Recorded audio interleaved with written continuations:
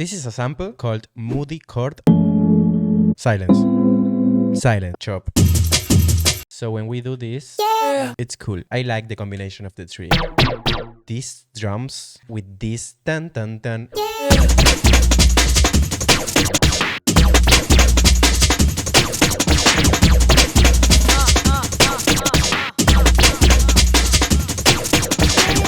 Hello.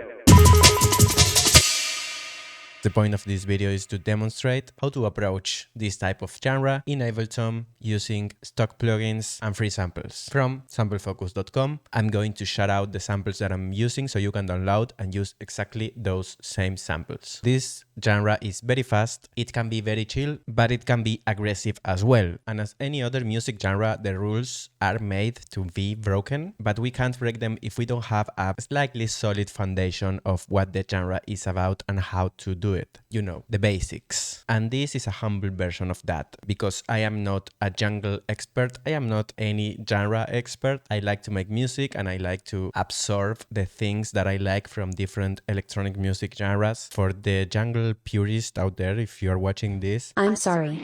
I already made this song. We are not going to be making anything in real time. This took me about an hour and a half. I didn't go deep in every aspect of the song. The mix can be better. I'm going to talk about some of the things that I think could be better so you can apply those. I believe this is simple, but it works. And what I'm gonna be doing is previewing each sound in the specific order that I made this without the processing, and then turning the processing on so you can hear exactly what I did and why. Kind of. Okay, so the first thing I did, these chords. This is a sample called Moody Chord. I got it from samplefocus.com. You can look it up, and it's basically this. Very classic sound. It sounds very familiar for some reason. This is the progression I made.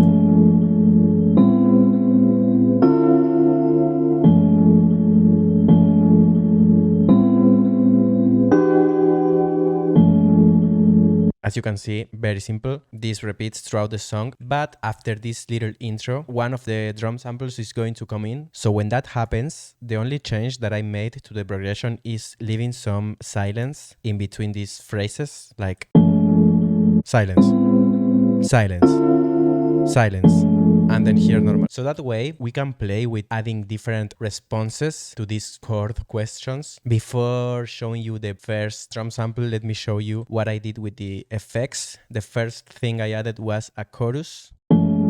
Very subtle, but you know, it adds to this nostalgic feeling. Then some very short delay, some erosion. Not a lot of amount, but I think I want even less.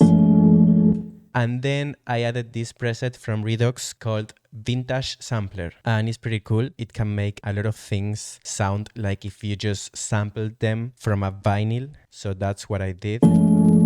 You hear the noise? Basically, we made this have more texture.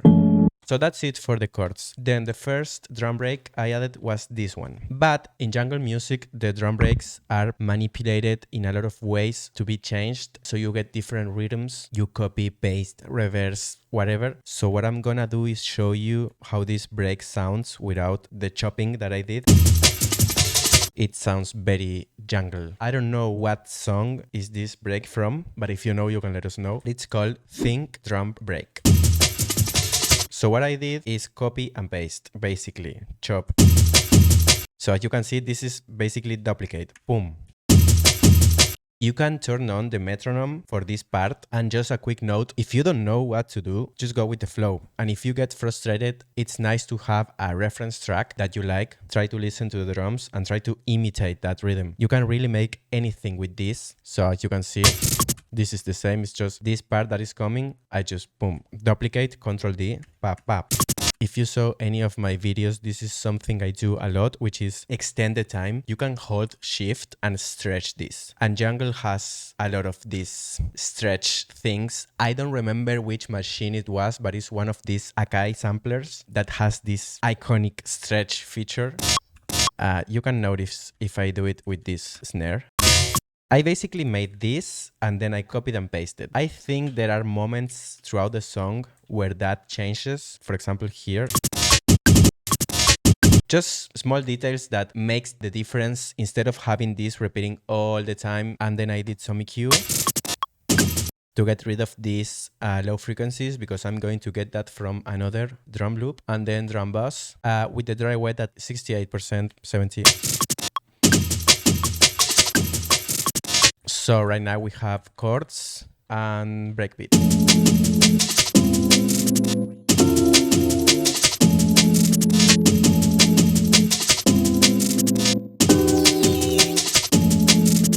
Then this vocal, which is called house vocal shot, yeah. It sounds like this. Yeah. Yeah. I made this automation of the transposition. Yeah.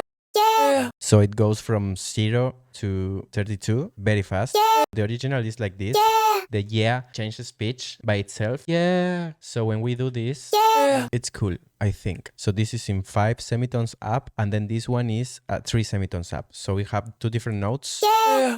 Yeah. To this, I added EQ, yeah, and delay, yeah, yeah, with a lot of feedback and very little time. So we get this, yeah, robotic thing. Yeah. Remember before when I said it was cool to leave this space in the chords so we can play with elements in that silence? That's what I'm doing with the vocals. Yeah.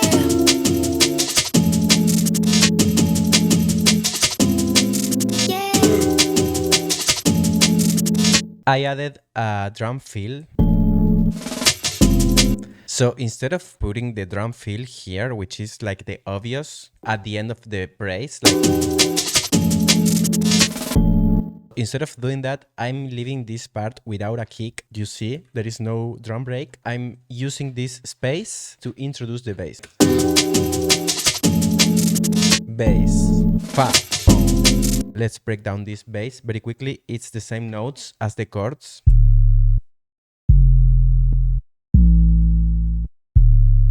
And the sample is an 808 that I have lying around in my library. You can use any 808, any sub bass. I can't really tell in my headphones if it's deep enough. And I think it's not. But if I was you, I would try to make it more full. And I added this overdrive and EQ.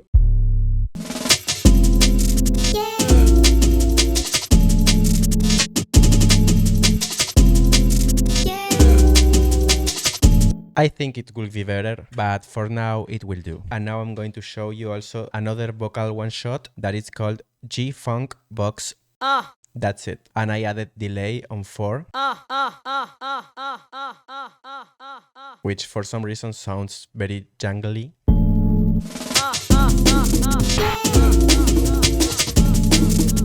Now we have 2 new breakbeats that are sounding awful right now because I'm trying to show you how they sound without the processing. At least with everything else right now they sound horrible. You can notice how many low frequencies there are that we really don't want, like this.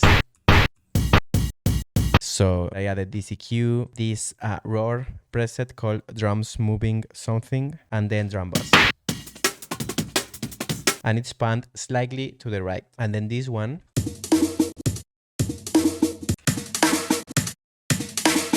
I like this snare a lot. It has like very nice synombra that are missing. And when you combine these two and with the other one,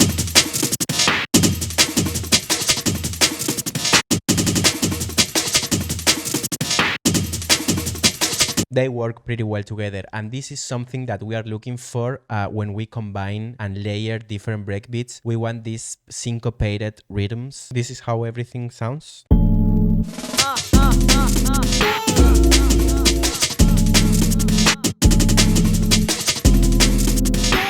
So now comes the main breakbeat.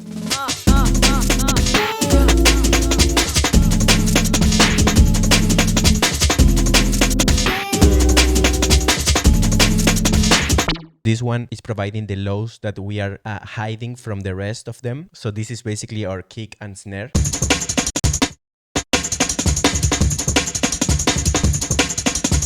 Then some EQ. This preset multiband dynamics called Restore Punch.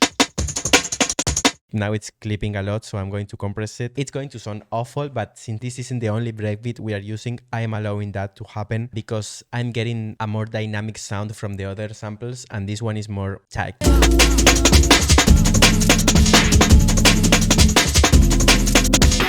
One thing that you can try and doing is add kick and snare samples, you know, to make them stand out more. But to me, that sounds a lot more modern, at least in the way I try to do it. It sounds like it defeats the purpose of this lo-fi thing that I was trying to accomplish. And by that, I'm not saying that this sounds amazing, but you know, this is closer to what I wanted in my head. So after this, it's going to come the change. I made like the worst synth sound. I was trying to make a specific sound that I heard in a song that I liked, and I don't even know how to describe the sound with words. It's like a tribal sound, but melodic. So it's like a pluck thing, but it sounds evil. I don't know. I tried to do that, and this is what I came up with.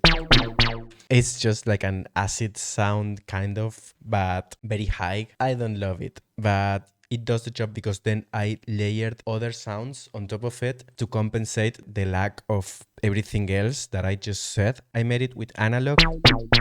Then I added this delay downshift. And I played this with my keyboard, so you can see that it's not completely quantized. I don't think it's necessary for jungle. I just liked it. So then I added this noise,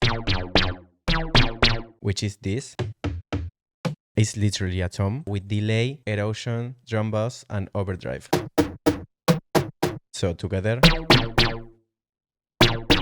And then the last one is this, which is like a laser zap with delay, drum bass, another delay downshift.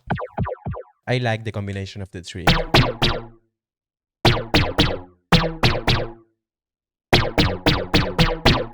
So then for this part, the bass, instead of doing this chord pattern, is going to just play one note. It will be cool to make a more reggae bass. A lot of the jungle bass lines come from reggae and dub, but it's very hard to do by yourself. So I just stuck with a very, very basic bass pattern, which is this.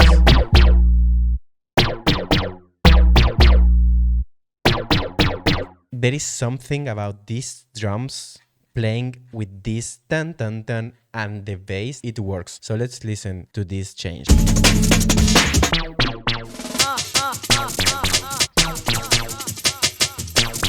So this transition is a little bit rough, but this is the part that I like.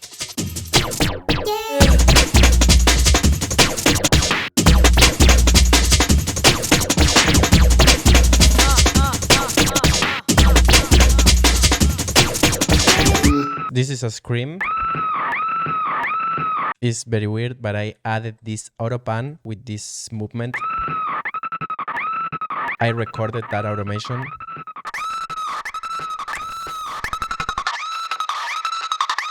So yeah, some overdrive, reverb, this glitch resonance from Roar, EQ.